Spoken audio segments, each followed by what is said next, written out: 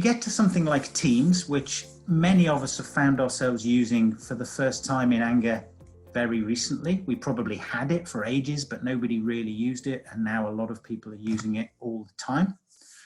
There's two things that are quite different about it.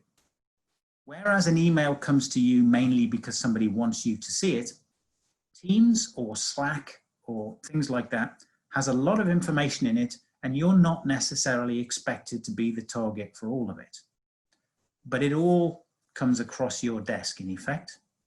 And the other thing is that unlike a well-managed inbox, you don't get to delete or move things that you've already decided what you want to do about. They're still there to be seen. So you need to have a good way of managing it. And I'm going to talk through a couple of the things to bear in mind about Teams, particularly. Now, the same things will probably apply to Slack. I don't use Slack extensively, so I'm no expert on it, but the same principles will apply.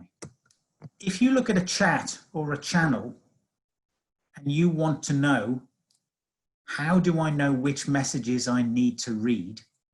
Because unlike an email inbox, you're not going to get to remove the ones you've dealt with. When you first go into a window for a chat, there will be a line that says last read. And anything below that line is new for you. It's pretty crude. It doesn't mark individual messages. It just marks a point in time. If you leave that screen and come back into that chat, it will assume that everything below that line has been read by you. So if you nip in there, look at one message and then leave, Teams thinks you've seen everything in the rest of the chat now. And that's a little bit dangerous because you might lose some messages. It's like your email box taking a load of things from bold to not bold, even though you haven't read them. But that's what it does. So if you go into a chat or a channel in Teams, when you go into it, you have to know that at this moment, Teams is making the assumption that you have read everything below that line. And next time you come back, those messages are all going to be above the line. So if you start at that line and start reading down, deciding what you want to do about these messages, maybe making a note on your action list of something you need to do, maybe replying, then if you only get partway down the list and then you have to go off and do something else, if you just mark the last one you looked at, or the one below, if you like, as unread, you can hover your cursor over the top right of the message, 3 dots turn up, and one of the options is mark this message unread. It will then put another line like this last read, just where you marked it, and then next time you come back, it will still be there. But it will disappear again if you leave. So each time you return, you get one chance to see what is the remaining part of the list that's new to you.